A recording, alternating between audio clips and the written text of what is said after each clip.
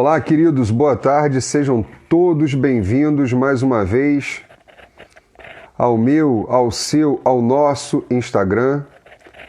Hoje nós vamos falar sobre audiência trabalhista, aspectos práticos e terei a honra de dividir essa live com a querida advogada, professora Juliane.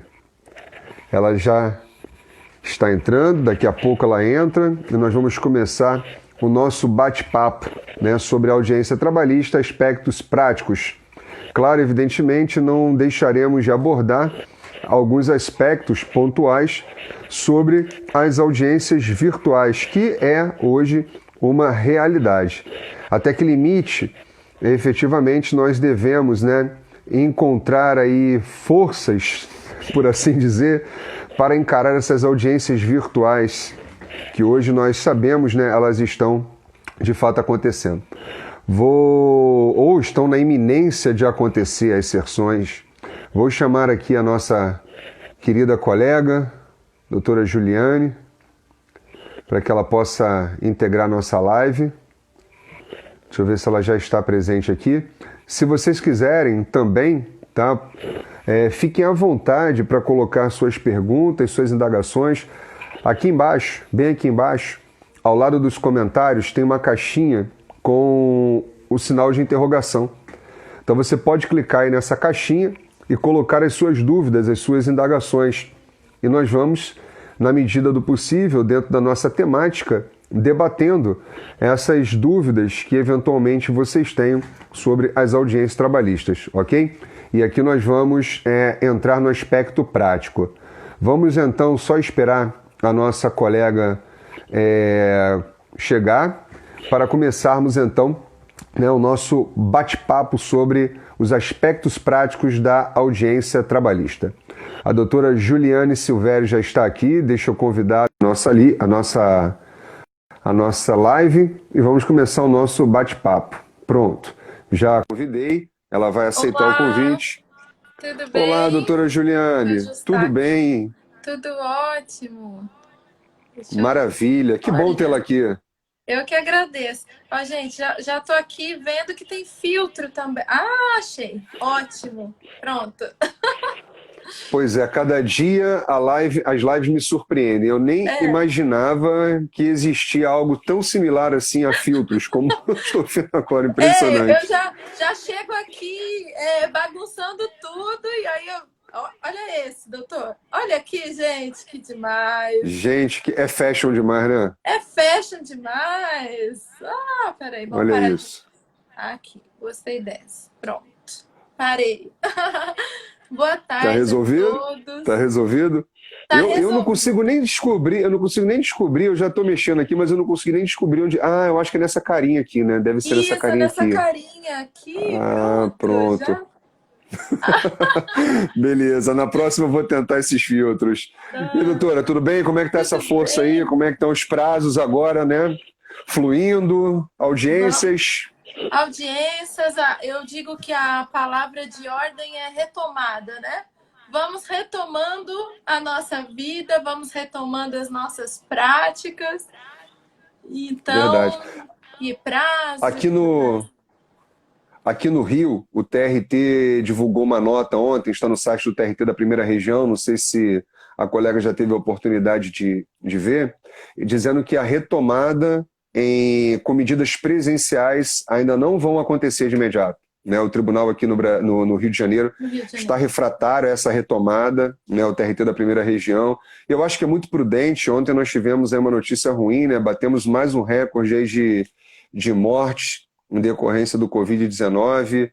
Então, eu acho que é bem prudente o tribunal realmente evitar essas aglomerações. Nós sabemos como é que funcionam os corredores, né, da Justiça do Trabalho. É inevitável a aglomeração. Então, tem que ter estratégia, tem que ter planejamento, tem que ter. Não dá para simplesmente voltarmos, né? Imagine aqui em São Paulo, né? O Fórum Rui Barbosa são 90 varas. Então, realmente é um mundo de pessoas ali e precisaremos mesmo de um plano de ação, uma retomada com cautela. para que possamos, né, voltar, mas com segurança, algo nesse sentido. E nós ficamos, na verdade, assim, numa situação bem delicada, porque, infelizmente, eu digo infelizmente porque eu vejo que o reformador, né, quando tivemos a discussão da reforma trabalhista, ele perdeu uma grande oportunidade de, em alguns casos, dispensar a audiência trabalhista. Né? Nós sabemos que, regra geral, nós temos audiência trabalhista, não tem como fugir. Mas é exatamente esse ponto que me causa assim, uma certa preocupação. Porque se nós temos que ter audiências e nós não estamos podendo audiências, como resolver essa situação? Será que a audiência virtual é o melhor caminho? Eu confesso, ontem eu participei de um seminário online com um dos palestrantes, e eu disse o seguinte: eu sou totalmente a favor das audiências virtuais, das sessões virtuais. Essa é uma realidade, é o futuro. Sim. Só que o problema é que nós tivemos uma antecipação de uma revolução tecnológica, né, que caiu no nosso colo em decorrência da pandemia. Sim. E nós não estávamos preparados para isso.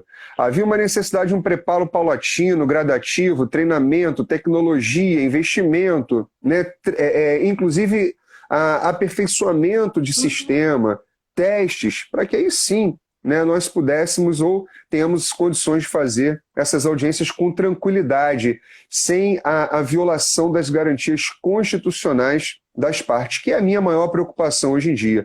Não sei qual é a sua visão, vou lhe passar a palavra, doutora Juliane, para te ouvir também sobre suas considerações.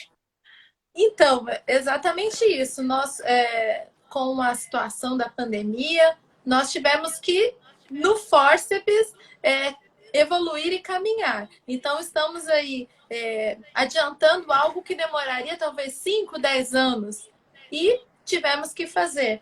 Mas eu sou a favor, sim, das audiências virtuais.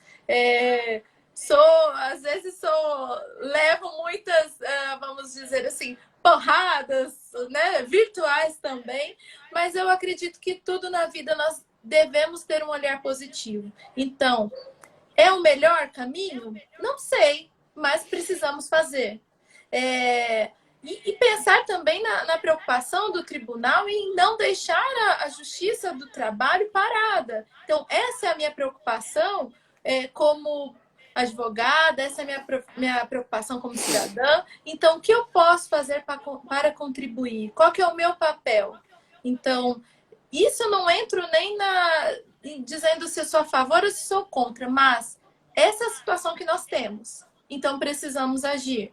Agora, também, é claro, concordo em relação à preocupação do devido processo legal, do contraditório, da ampla defesa, mas nós não podemos ser taxativos em sou totalmente contra ou sou totalmente a favor que ela deva acontecer de qualquer maneira, porque tem que acontecer. Precisamos encontrar o meio, precisamos buscar dentro do devido processo legal, olhando os aspectos que não podem ser dispensados, mas precisamos agir. E aí vamos juntos construindo esse raciocínio, professores, advogados, magistratura, e todos juntos vamos construir para que possamos fazer o nosso melhor, já que essa é a situação que nós temos. É verdade, concordo. E é o nosso grande desafio hoje, de fato, encontrar esse ponto de equilíbrio. Vejo que mais ainda o diálogo se torna fundamental, né? Não existe uma democracia sem diálogo. E hoje, diante dessas nefastas condições que vivemos em decorrência da pandemia, mais ainda o diálogo ele deve ser considerado, né? Nos mais variados segmentos. Então vejo que é de fato importante, né, que isso seja estabelecido entre a ordem, entre os tribunais, né, inclusive em conjunto com o Conselho Nacional de Justiça, por que não, evidentemente, né, com a nossa Casa Federal, com o Congresso Nacional, talvez, né, não sei, dependendo da vertente de planejamento com a própria Presidência da República, para que se tenha estratégia e estratégia eficaz. Né, estratégia eficaz. Então, por exemplo, creio eu, e eu venho defendendo isso, as audiências iniciais, regra geral aqui no Rio de Janeiro, nós temos uma variação muito grande, tá? Pelo menos aqui na capital. Tem muitos magistrados que lançam mão da audiência una, que é a nossa regra, outros que já trabalham com o fracionamento de início, designam só uma audiência inicial para fins de tentativa de conciliação, se não apresentação de defesa, prazo para a denominada réplica, né, que denominam réplica, embora eu não concorde muito com essa nomenclatura, mas enfim. Né? Mas a grande questão é, se nós pensarmos nas audiências iniciais, eu até acho que é de bom tom, de bom grado, inclusive frutífero, que nós façamos as audiências virtuais. Né? Tem possibilidade de acordo? Não tem? Tem algum aditamento que o autor vai, antes de ser recebida a defesa, né? Tem aditamento, o juiz vai determinar alguma emenda? Não. Então vamos lá, vou receber a defesa, prazo para as suas devidas manifestações, se for o caso, e aí, óbvio, nós vamos remarcar a audiência de instrução. E aí, nesse sentido, é que eu vejo que há uma necessidade de uma retomada paulatina, mas com planejamento, para que as audiências de instrução elas possam ocorrer, mas com espaço maior de tempo. Não de 5 em 5 minutos, talvez, mas de meia hora, para que as partes... Né? E aí, mas nós temos o impedimento da CLT, que o artigo 813 diz que as audiências não podem ultrapassar as 5 horas seguidas, mas nós vamos estar numa situação de exceção, dá para relativizar também aquele prazo, o juiz escolher 2 dias na semana para fazer uma pauta durante o dia, ou 3 dias dentro dessa limitação de horário. Não sei, eu vejo que talvez seja uma das saídas, uma das possibilidades que nós temos. A doutora já refletiu em algum aspecto sobre isso?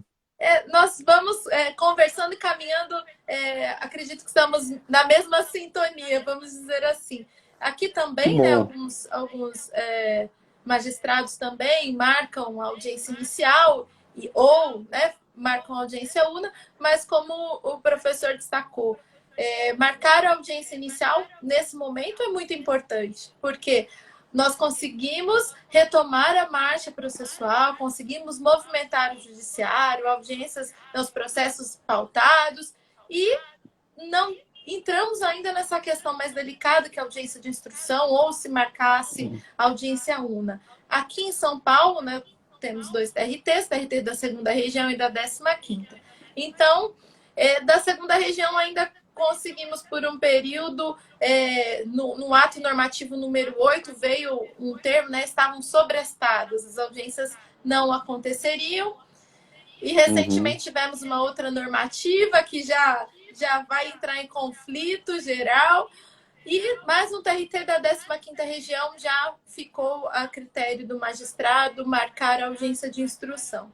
Então, como o professor bem disse, a audiência de conciliação, a audiência inicial, ela é muito bem-vinda, é uma oportunidade para que as partes se aproximem, para que consigam evoluir, caminhar e movimentar o judiciário, e pensando principalmente em quem precisa dessa resposta, né, do jurisdicionado. Então, é bem positivo. Temos essa questão, né? Quanto mais audiência marcar, e claro, estabelecendo um critério, né, um tempo, até mesmo os 10 minutos do que já acontece na vida física, né, na vida real, já é um tempo muito próximo, talvez com essa retomada gradual também, quando nós temos assim, tudo retomar, é gradual, né? Então, fazer com que as audiências sejam virtuais também de modo gradual, fazer com que voltemos ao modo físico também de maneira gradual e talvez até ficar reflexão para que as audiências, quando voltarem, tenham um espaçamento de tempo maior, assim evitamos o fluxo intenso de pessoas, então com espaçamento maior e a quantidade de pessoas juntas ali naquela situação também. Então, estamos nesse momento que não temos resposta, né? Nós temos reflexões, possibilidades, mas não temos respostas exatas, né? Isso, ninguém previa uma pandemia e algo que foi mundial e que parou, né? Parou geral, então stop. Todos vamos parar, refletir sobre a relação jurídica, refletir em todas as relações sociais, família, educação. Então, foi um stop geral, né? É verdade. Todos nós, né, sofremos reflexos direto, não é nem indireto, é direto dessa pandemia. Vejo também que, como nós sabemos, a Justiça do Trabalho ela é uma justiça eminentemente conciliatória. Eu gosto sempre de falar sobre este aspecto conciliador da Justiça do Trabalho, porque embora, né, a Emenda Constitucional 45 de 2004 ela tenha retirado do texto constitucional do artigo 114 a palavra conciliar, o fundamento, né, da conciliação ele não existe, embora hoje no plano infraconstitucional, que é o artigo 764 da CLT. Então, isso eu estou trazendo essa consideração porque a nossa fala também vai acabar desaguando, talvez até numa audiência prévia lá no Sejusc, que já ajudaria bastante. Sim. Né? Quantos e quantos processos hoje nós temos finalizados mediante acordos celebrados no Sejusc? O que não pode é realmente ficar parado. Olha, suspende Isso. tudo, não vamos ter nada. Né? Então eu vejo que realmente é muito salutar as audiências no Sejusc ou, na pior das hipóteses, as audiências, né, iniciais, pelo menos para fins de tentativa de conciliação, sanear o que tiver que sanear, recebe defesa e se designa o prosseguimento, né, para uma data futura e aí com planejamento nós restaurarmos então a realização das audiências. Eu acho que é um caminho. Agora, tem outro caminho que alguns magistrados têm adotado, em São Paulo eu vejo que isso tem acontecido, lá em Curitiba também, tem um processo lá em Curitiba, em Belo Horizonte, que é o seguinte, e aí como o nosso contexto aqui são os aspectos práticos, né, da audiência, tem muitos colegas que talvez não tenham essa experiência, vale a pena nós transmitirmos para eles. Muitos juízes estão deferindo prazo para que a defesa seja protocolada nos autos, né? E aí dentro desse prazo fixado, se o autor, né, antes da apresentação da defesa, ele tiver a pretensão de apresentar algum aditamento que o faça antes da apresentação da contestação, porque se for apresentado algum aditamento, aí a reclamada terá um novo prazo para apresentar a sua contestação. Apresentar a contestação, dar-se-á prazo, portanto, para o reclamante se manifestar sobre contestação e documentos, e aí depois o juiz, em conclusão, né, com os autos conclusos, vai analisar tudo que até aquele momento fora produzido, seja, né, de tese, seja de prova documental, faz o seu saneamento, se ele assim entender que é o caso, e aí ele vai intimar as partes para dizer se elas pretendem produzir provas orais, para entrar então na sistemática lá da instrução do artigo 848 da CLT. Aí, a depender, né, do peticionamento das partes, então o magistrado designaria uma audiência de instrução. Do contrário, né, se fosse só matéria de prova documental, ele já estaria legitimado, portanto, a proferir sentença, ou se as partes dispensarem, né, a produção de provas orais. Então é uma prática que eu vejo assim também com bons olhos, porque imprime, né, celeridade.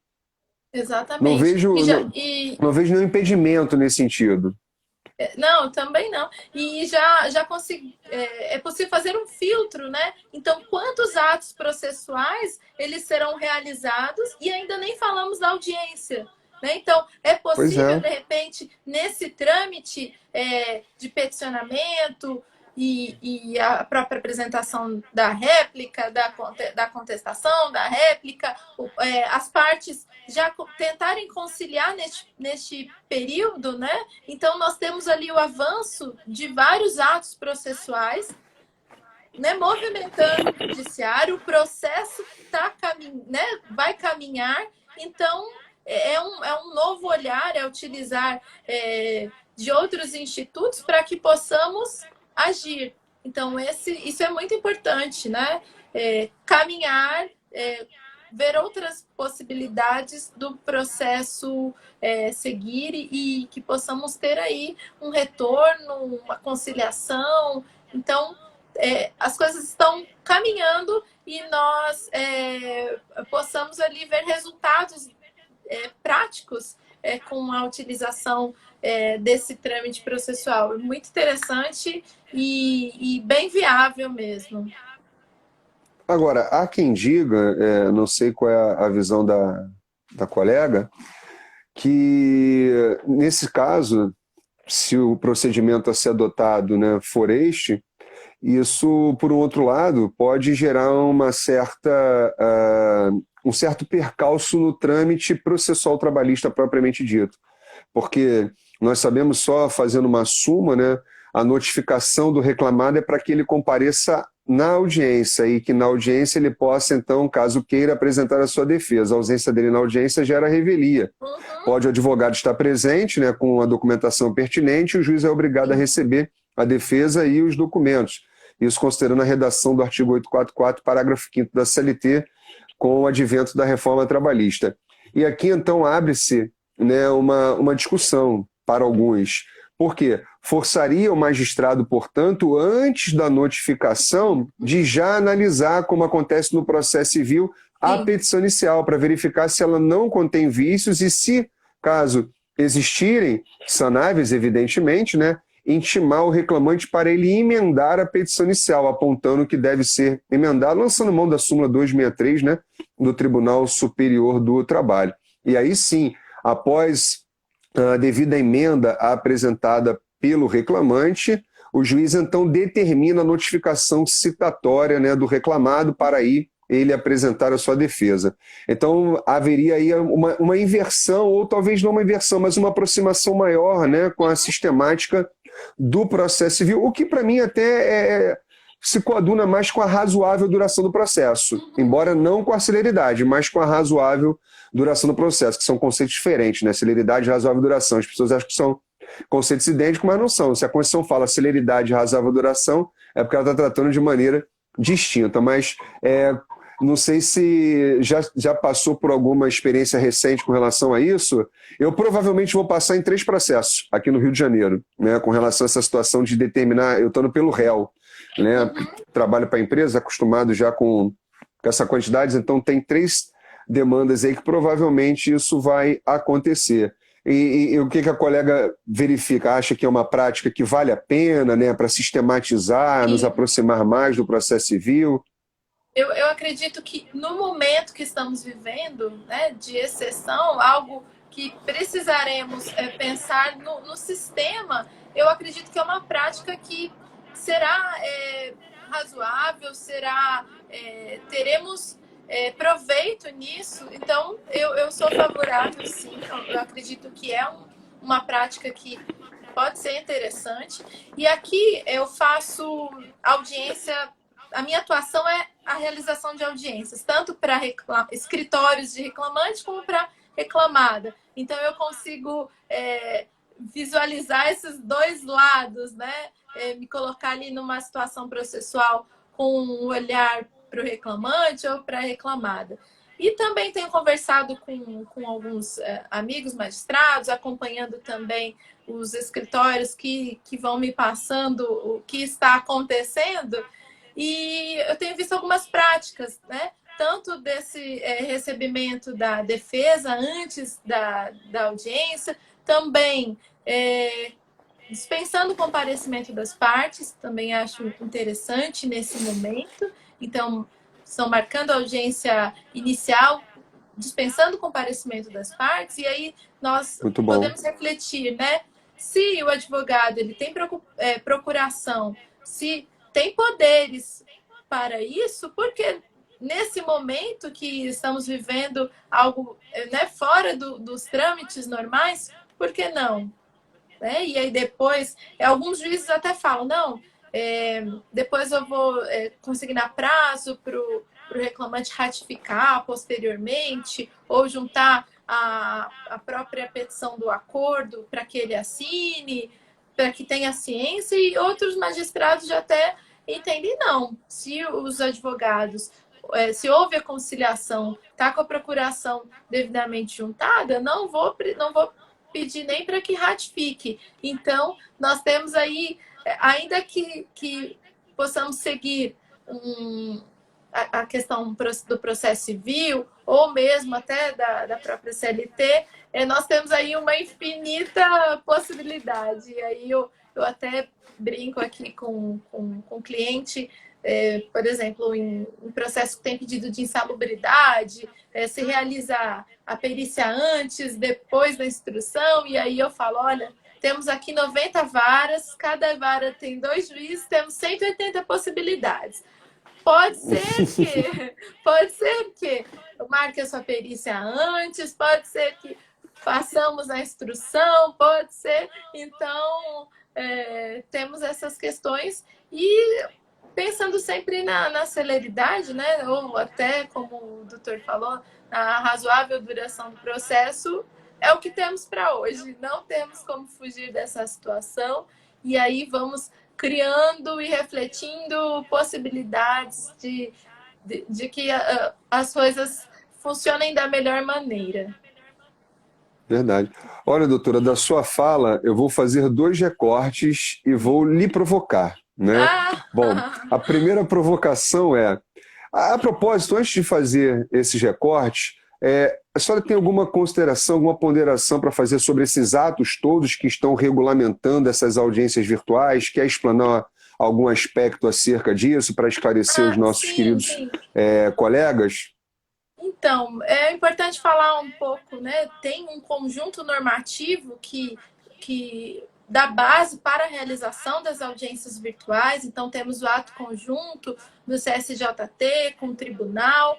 E houve a necessidade de traçar linhas mestras para que, com essas linhas, né, diretrizes gerais, e os tribunais regionais do trabalho, com a sua competência delegada, pudessem adaptar a cada regional, a cada realidade. Então, nós lembramos que tem sim um ato conjunto que traça essas diretrizes gerais e os tribunais vão.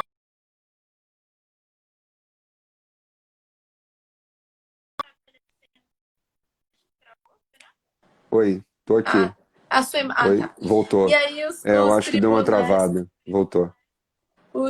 Então, retomando, o ato conjunto, né, estabelecendo as linhas gerais, e os tribunais, dentro da sua realidade e da sua especificidade ali regional, traçando, determinando e regulamentando outras questões.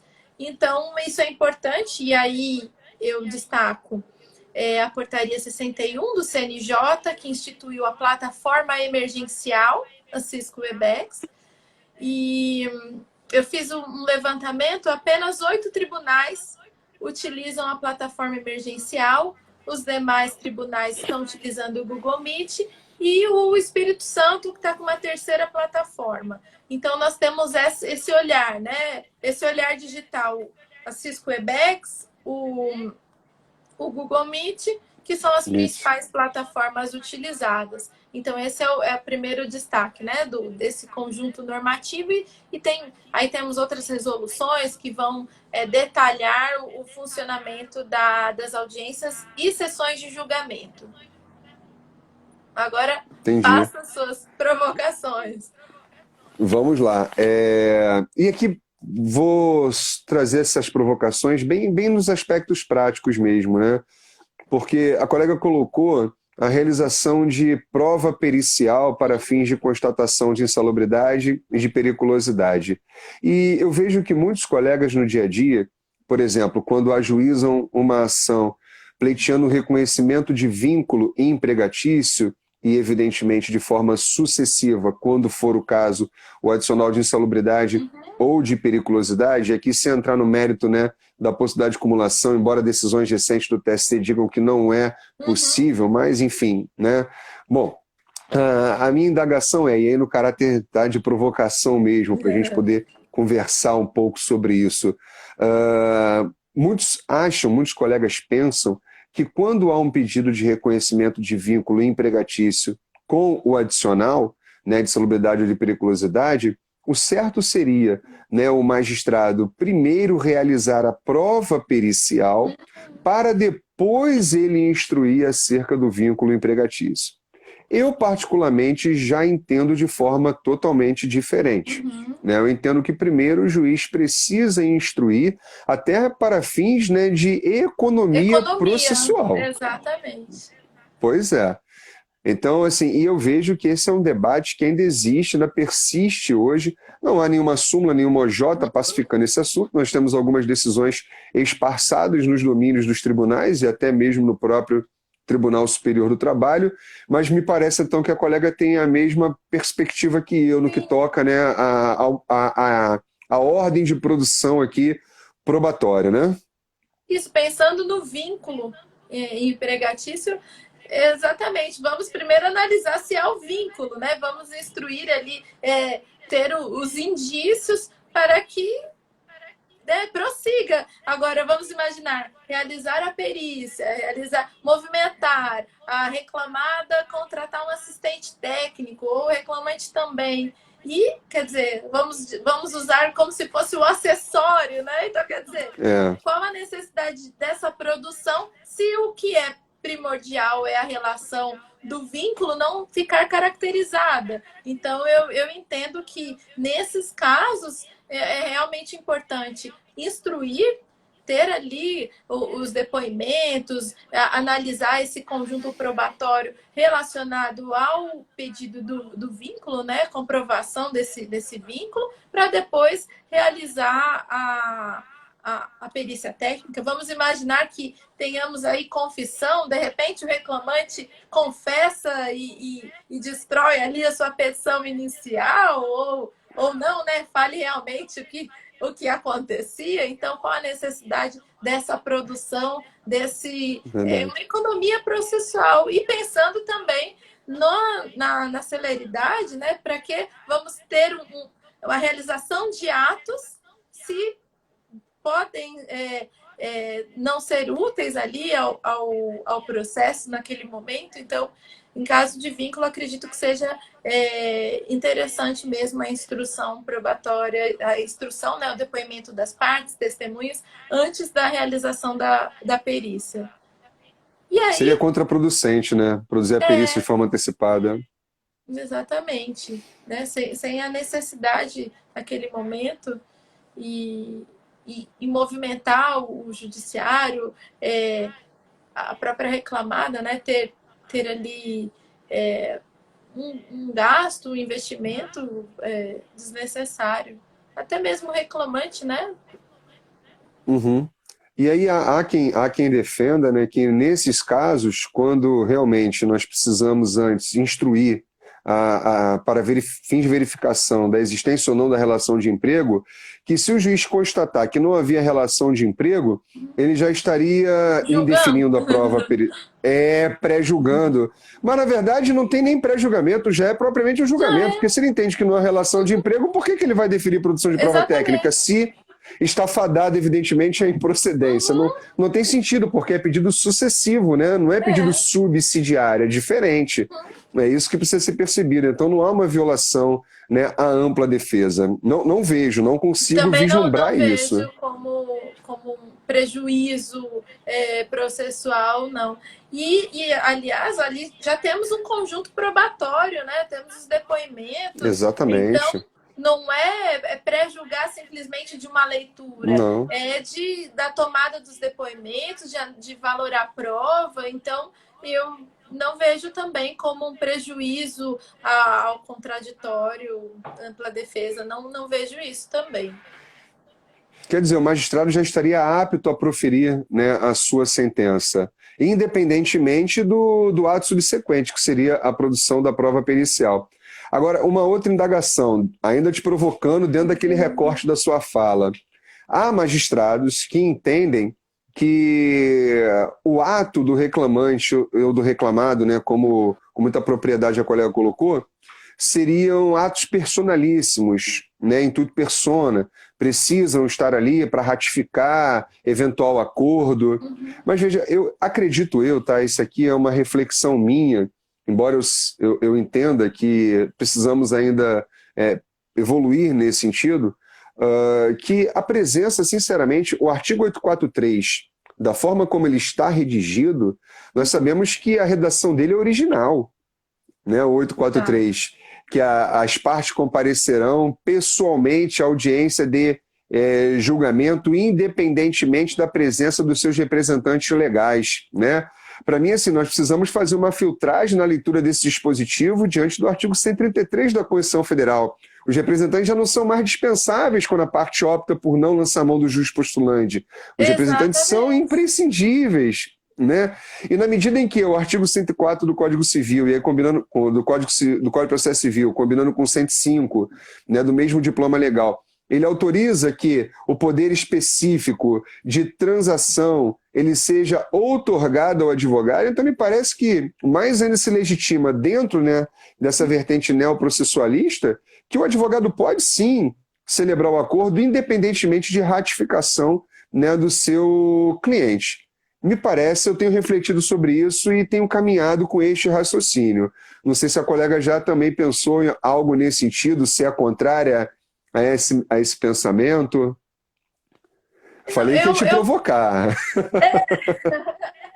Não, e aí nós temos assim, o que acontece, né? Quais são as possibilidades? Aí nós temos a possibilidade do advogado, somente os advogados se conciliarem, nós temos a possibilidade dessa audiência inicial com o comparecimento das partes, audiência inicial dispensando o comparecimento das partes, audiência com um acordo estabelecido, né? Sem a ratificação, com a ratificação. Então, esse olhar, primeiro a gente abre um leque, né? Então, quase uma conta de matemática aqui de possibilidades. Verdade. E eu trago mais para a situação excepcional. Então, assim, na situação de pandemia, se há, sim, a procuração, se tem poderes, se você contratou o advogado né, e deu poderes a ele para decidir, para fazer acordo e todas as outras questões relacionadas, eu não acho assim imprescindível que tenha que ratificar. Eu entendo que já ali ficou estabelecido e, claro, trazendo para o momento de excepcionalidade que nós estamos vivendo. E aí, quando tudo isso passar, vamos fazer uma nova reflexão. Talvez muitos atos fiquem. Bom, se naquele momento de pandemia se permitiu o acordo sem a necessidade de ratificação e não houve prejuízo, não foi considerado como prejuízo ao reclamante ou à própria reclamada, então vamos continuar. Então eu acredito que pós-pandemia teremos uma reflexão do que das práticas que ficarão nessa situação. Verdade. E por isso que eu, mais uma vez, averbo que há uma necessidade de releitura, isso eu já não defendo de hoje, eu tenho até um artigo publicado sobre isso, a releitura do artigo... Sim, com certeza, do artigo 843, quando ele fala da dispensabilidade dos representantes e da presença das partes como indispensável. Ora, se na verdade a parte está habilitando o advogado, né, a agir em nome, no exercício da capacidade postulatória, então quer dizer que a prática do advogado depende da ratificação do seu cliente? É um paradoxo do sistema.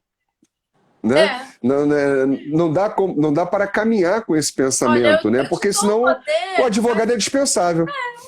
Eu te dou poder, eu tenho poder. Mas não é bem assim, né? Eu tô te emprestando. Eu te dou, mas não dou. Não, mas não dou. Eu tô te emprestando. Então... E aí, realmente... Entende? Para mim não tem lógica. E eu enfrento isso, né, algumas vezes nas audiências aqui no Rio de Janeiro. Mas ainda bem que muitos magistrados entendem a argumentação e aqui, né, merecem os devidos aplausos, porque não faz sentido, é exatamente isso que eu estou explicando, não faz sentido, excelência. Eu precisar da ratificação do meu cliente, né? Por exemplo, uma audiência que é inicial, o cliente não vai, mas eu já entabulei um acordo com a reclamada. Aí o reclamante não vai. Chego na audiência, tem juiz que quer arquivar. Não, excelência, mas nós vamos fazer acordo. Não, mas não tem o reclamante, mas não precisa do reclamante, ele me deu poder, está aqui na procuração.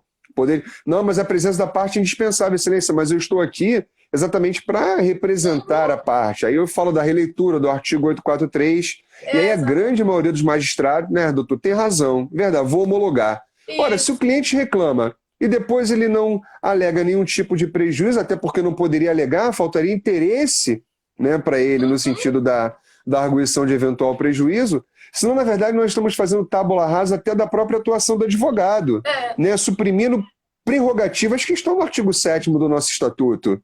Então há uma necessidade de releitura e fazer um diálogo entre as fontes. E nós precisamos repensar isso para o futuro. Né? Isso não só nesse momento, para o futuro. Começamos, né? No futuro, como é que vai ser? Quer dizer, se der tudo certo agora, vamos continuar, né? E é isso, temos que nos adaptar e fazer sentido, né? Então, quer dizer, faz sentido se o advogado tem procuração e, né, tem poderes, faz sentido o reclamante ter que ratificar? Então, é essa questão que nós vamos refletindo e discutindo. Mas a sua provocação não foi uma provocação, porque eu só ratifiquei aqui as suas ponderações. Então, passei bem nessa. Nada, que isso, né? Uma outra questão... Só mandar um abraço aqui para o Ale Piovizão, magistrado, TRT 18, um abraço. Ivan Gomes também está sempre presente. Um abraço para todos os que estão aqui com a gente. Muito obrigada, aos seus seguidores também. Eu nem me apresentei, né? Olha que confusão. Eu tô uma bagunça. Fica à vontade, a falha é sua. Juliane Silvério, advogada trabalhista, e vocês também, meus amigos que estão entrando. Valtinho, gente, Valtinho, amigo. Boa tarde.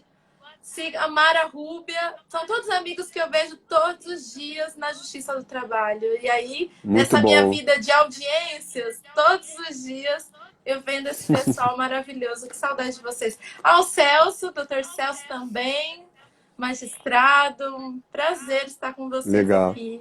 Muito legal. Prazer, obrigado pela presença de todos. É muito bom, muito bom. O doutor Ivan Gomes é advogado aqui no Rio de Janeiro, um brilhante advogado, né, um estrategista processual, né, discutimos vários casos, ele é um advogado excepcional. Doutor Ivan, obrigado aí pela presença. Doutor Cisney Barroso, já foi presidente de subseção aqui no Rio de Janeiro também, né, de OAB. Obrigado pela presença de todos. Agora quero lhe fazer uma outra e talvez a última provocação, porque aqui o debate pode ser longo, uma questão efetivamente prática, né? Mais ainda, além de todas que nós já trouxemos aqui à baila. Há um magistrado aí em São Paulo, que inclusive é professor, eu admiro muito, tem um manual de processo trabalho hoje. Pois é, nosso querido amigo, professor Mauro Schiavi. Muito bem. Ele tem uma posição com a qual eu particularmente me filio, embora nós tenhamos ciência de que não é a posição da jurisprudência do Tribunal Superior do Trabalho. Criando uma situação hipotética aqui. Vou para a audiência una, ok? Para a audiência una, e eu quero ouvir a doutora Juliane. Vamos lá, audiência física ou virtual? Física. Para não entrar em qualquer outro tipo de percalço. Né? Uma audiência física. Muito bem. E aí eu quero ouvir a doutora Juliane como minha testemunha. Ok? Como minha testemunha. Vou na audiência, enfim. Todo aquele trâmite, pergunta se tem acordo. Inclusive, vale dizer aqui, né, que o trâmite até esse momento, o juiz faz o pregão, ou o secretário, as partes comparecem. Vamos considerar que as partes compareceram. Né? Não tem nenhum aditamento requerido pelo autor, nenhuma emenda determinada pelo juiz, o juiz recebe a contestação, desistência daqui para frente só com a concordância do réu. Recebida a contestação, nós vamos agora, né, para a instrução, manifestação do autor, na audiência, tal, enfim. Só abreviando, para a gente chegar no ponto que eu quero chegar. 848. Terminada a defesa, seguir-se-á a instrução. Está lá no artigo 848 da CLT. Terminada a defesa, seguir-se-á a instrução. Muito bem. Magistrado pergunta, provas a produzir? Sim, excelência, eu vou produzir prova testemunhal. O ônus da prova é meu, do reclamante. Fato constitutivo. Muito bem. Digo então ao magistrado, tenho prova testemunhal, ouvir. Quem está aqui fora para ser ouvido é a doutora Juliane. E ao magistrado diz para mim, estou indeferindo a produção da prova. Ok, excelência, só consta em ata que eu requeri a produção da prova e a prova foi indeferida pelo juízo. E aí o magistrado diz, foi requerida a produção da prova, consignando em ata, princípio da documentação. Ó, foi requerida a prova pelo patrono, capaz de colocar ilustre patrono, advogado do reclamante, a qual foi indeferida pelo juízo por entender que a prova é impertinente segundo, né, a matéria fática versada nos autos. Ponto. Vida que segue. E segue-se com os trâmites da audiência. Eu esqueci, doutora Juliana, eu esqueci de levantar minha... Estou até com saudade de fazer isso. Excelência, pela ordem... Pela ordem, protestos. Exatamente. Consta, Excelência. Consta, Excelência, a minha resignação ou meus protestos pelo indeferimento, né? E aí tem juiz que fala, ok, doutor, vou consignar o seu protesto, motive, né? Justifique o seu protesto. Eu vou lá e justifico. Mas nesse caso, minha colega, eu literalmente esqueci de requerer a consignação do protesto. O feito seguiu, né? Não tivemos mais produção de prova, razões finais remissivas, tentativa de conciliação derradeira infrutífera, né? Sentença. Na sentença, o magistrado julga os pedidos do reclamante, todos improcedentes, sob o argumento, evidentemente, né, na fundamentação de que ele não provou, que foi arguído e tal. A minha pergunta é, na visão da minha nobre colega, seria possível suscitar a uma preliminar de nulidade de julgado em razão de cerceamento do direito de defesa, muito embora não consignado em ata de audiência o meu protesto pelo indeferimento da prova? Eis a questão, né? E eu aqui particularmente me filio à posição do professor Mauro Schiave. Mas só deixar claro que eu não estou aqui sugerindo a ninguém que deixe de fazer protesto, não é isso, é só em caso de eventual esquecimento realmente. Mas eu queria ouvir sua fala a respeito. Vamos lá. Tá aí, ó. Toma. Aí eu te devolvo com depende. Vai depender aqui, a minha resposta dependeria de por quem estou atuando. Se estiver atuando pelo reclamante, sim, há uma nulidade, houve um cerceamento de defesa, e até porque o que eu sugeria ali, bom, não houve protestos em audiência, pós-audiência, faça uma manifestação aí, junte uma manifestação com protestos ali, vamos colocar, vamos tentar, né?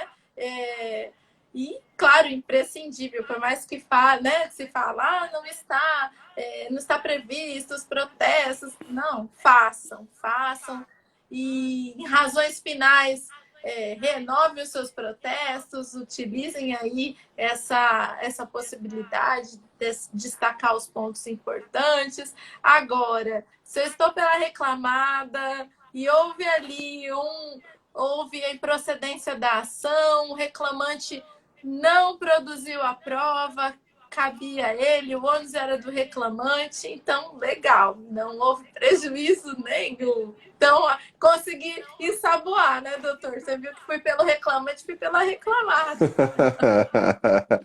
Maravilha, mas é isso, o advogado, ele cria a tese, né? Como eu faço audiência e represento tanto escritórios de reclamante como escritórios de reclamada, então preciso atuar ali, ver as estratégias. É mão dupla, né? Mão dupla. Se posicione, depende. Vamos lá, vamos com calma. Então, essa pois situação. Exatamente.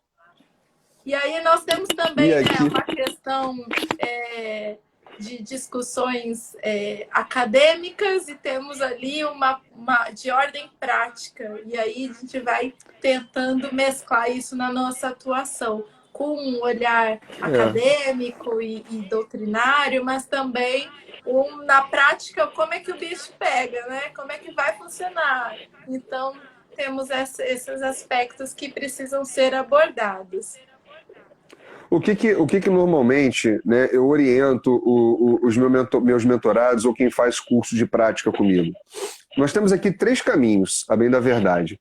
O primeiro se o juiz indefere, consta na ata que você requereu e ele indeferiu, mas ele não autoriza que você, né, registre os seus protestos. Sim. Essa é uma situação que acontece. Aí tem advogado que quer quebrar a cabeça, quer virar as pernas na audiência, não precisa. Eu falo, Se gente, não esquenta a cabeça com isso. E aí tem uma questão Exatamente. importante, que eu também... Anota no papelzinho, sabe por quê? Vai chegar um momento que vai ser só seu no processo. E esse momento se chama razões finais. Exatamente. Ali você registra tudo, pronto. Aí pronto, você vai registrar tudo. Esse é o primeiro. O segundo caminho, o juiz, na verdade, não quer nem... ele indefere a prova, registra que foi requerida a produção da prova, mas realmente você simplesmente esquece de registrar o protesto. E agora? O que acontece? Você pode, nas razões finais, se lembrando, colocar. Que vai ser, talvez, se o juiz não te der a oportunidade, é a primeira oportunidade que você vai ter para falar nos autos ou em audiência. Após isso, vai ser as razões finais. E o terceiro caminho, não registrei naquele momento, nem nas razões finais. Esqueci. Literalmente esqueci. Aí, meu amigo, nós vamos usar a tese do professor Mauro Schiavi, que aí ele faz o seguinte, olha, nós só vamos vislumbrar a violação à ampla defesa, e eu gosto muito dessa fala, sabe? Não é todo indeferimento, ou melhor, não é o indeferimento de produção de prova em audiência que vai gerar o cerceamento de defesa. O que gera, na verdade, o cerceamento do direito de defesa é o nexo de causalidade entre o indeferimento e o proferir da sentença. Porque é na sentença que você vai verificar o prejuízo em razão daquele indeferimento. Então o professor Mauro Schiavi diz o seguinte, se eu constatar na sentença que de fato houve o prejuízo em razão daquele indeferimento, é que surge para mim a possibilidade de arguir sim a preliminar de nulidade, com fundamento nos artigos 794 e 795 da CLT. Já que, pós-sentença, a primeira oportunidade de eu falar nos autos será no recurso ordinário. E eu comungo desse entendimento, né, do professor Mauro Schiavi. Não estou dizendo para nós lançarmos mão dele, né, com constância, mas excepcionalmente, caso haja esquecimento, você não registra nas razões finais. É nesse sentido. Pensando no menor prejuízo, né? Então, utilize essa possibilidade também. E lembrando, né, como o doutor falou, das razões finais, façam as razões finais. E tem uma outra possibilidade também dentro dessa vivência prática, e a questão de fundamentar os protestos. Então, também aqui nós podemos ver, né, a possibilidade de, sim, alguns magistrados já deixam os protestos, né, já coloca ali sem o advogado. É uma prática tão ali enraizada que já consta, já indeferiu e já consta os protestos, nem lembrou. E outros magistrados, sim, excelência, olha, pode consignar os meus protestos? Sim, fundamente. E aí o advogado já faça o fundamento, já que houve a possibilidade ali de falar, de fundamentar, então também se utilize dessa possibilidade que será bem-vinda ali no ato processual. Então, temos essa questão também. E aí temos casos contrários também, né? Excelência, protesto, quero fundamentar. Não, doutor, não vai fazer. Não, mas eu quero fundamentar. Então, tudo bem. Então, 48 horas, faça. E aí, vamos dentro desse mundo de possibilidades e vamos sempre atentos para que o nosso cliente ali não tenha um prejuízo processual. E tem que ter esse olhar do todo, né? E nós, advogados, nós precisamos, aqui já fica a dica para os colegas, nós precisamos saber utilizar as razões finais. Nós precisamos saber manejar as razões finais. Muitos simplesmente se reportam os elementos dos autos, muitos querem repisar o que está já na peça vestibular ou na peça de bloqueio, e as razões finais não têm essa utilidade processual, né? Elas servem exatamente para atacar nulidades ocorridas no curso da audiência ou para você fazer cotejo de provas produzidas durante, né, a instrução e ali, obviamente, né, fazer um assento maior daquilo que você quer que o juiz observe para fins, né, de proferir a sentença. Então, mas ela é mal versada. Então, se nós passarmos a utilizar muito bem as razões finais, certamente nós vamos ter o evitar dessas nulidades, ou se elas ocorrerem, né, porque você vai estar apontando para o juiz nas razões finais, mas se elas vierem a ocorrer, a primeira oportunidade de fato que nós teremos de falar nos autos será via recurso ordinário, e aí sim sustentar as arguições nulidade cabíveis. Doutora Juliana, só faltam mais 3 minutos. Passa muito rápido. Foi um bate-papo Passa muito rápido. maravilhoso. Pois é. A audiência é um tema que me estimula muito, a ti também, né? Amo. São 2 temas que eu sou apaixonado pelo processo-trabalho. Audiência e ação rescisória. Me chamou para falar sobre esses temas, eu fico falando 5 horas sem parar. Pois é. Bom, eu quero te agradecer, vou te passar a palavra aí também, para as suas palavras finais, senão, sabe que o Instagram corta, né? O Instagram nos derruba. Nos derruba ali.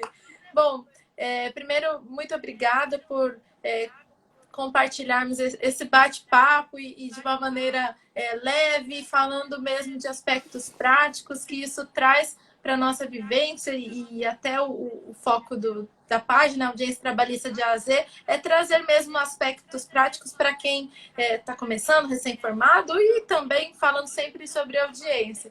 E audiência eu amo fazer, né? Amo falar sobre audiência. Desde que eu me formei, eu trabalhei 11 meses no escritório e depois fiquei só como, aqui nós chamamos de audiencista, não sei aí no Rio. Então, aqui essa também, é a minha aqui prática, fazer audiência para escritórios de outros estados, para aqui mesmo de São Paulo. Alguns amigos que não gostam de fazer audiência, então eu falo, opa, pode deixar que eu vou lá. Então é isso, é o que eu amo falar sobre audiência, contem comigo. Muito obrigada por compartilhar e aceitar aí, dividir esse espaço. Ai, que bonitinho. Nada, Nossa, eu que... virei seu fã, professor Fagner. Que lindo. Nada, que isso. Eu só tento compartilhar o máximo que eu posso. Eu não guardo nenhuma informação. Minha ideia é sempre proliferar as informações para que todos nós possamos agir, né, dentro de uma coerência processual, porque nós temos essa missão de melhorar o sistema judicial, né? Eu, como professor e também como advogado. Eu que agradeço pela oportunidade de estarmos aqui conversando. É muito bom. Eu também já fiz milhares de audiências. Eu não sei nem te dizer quantas audiências já fiz na minha vida. Quando eu comecei a carreira, os 5 primeiros anos eu era audiencista de escritórios também. Então eu era média de 10, 15 audiências por dia. Né? Então é tudo isso que eu tento transferir hoje para os meus mentorados. Né? A minha prática já de 16 anos de advocacia, eu tento transferir para os meus mentorados do dia a dia. E tem dado super certo. Eu vejo que paulatinamente, gradativamente, né, nós temos aí melhorado de maneira circunstancial, inclusive, e substancial. Então, doutora, obrigado mais uma vez aí pela gentileza. Obrigada. Foi uma maravilha. Pena que passa rápido, realmente. Passa muito rápido. Né? Foi um prazer estar contigo. E, quem não segue a doutora Juliana ainda segue, porque ela dá várias dicas, ela participa de seminários, congressos, eventos, né, de audiências, vale muito. O foco é literalmente, né, o Instagram de audiência. É muito legal, muito bacana. Obrigado aí pela oportunidade, mande um abraço. Professor Fagner. Adicionem aí o professor Fagner, que é fera. Obrigado, que isso. Mande um abraço aí para os magistrados de São Paulo, queridos amigos, Rafael Brolio, doutor Mauro Schiave, queridos, doutora Elisa, mande um abraço para todos eles aí, tá bom? Eu tenho esse forte abraço, doutora. Estar aqui próximo deles, muito bom. Eu também tenho muitos aqui do meu lado bons também, né? Muito legal isso. É bom que todo mundo vai agregando as informações, agregando conhecimento, e é muito bom isso, porque nós assim conseguimos estabelecer parâmetros de evolução, né? Através de uma dialética. Isso é fundamental. Muito então é isso, doutora, vai nos cortar aqui, falta 1 minuto. Obrigado. Muito obrigada. Um abraço, gente. Até a próxima. Precisando, estou à disposição. Tchau, tchau. Tchau, tchau.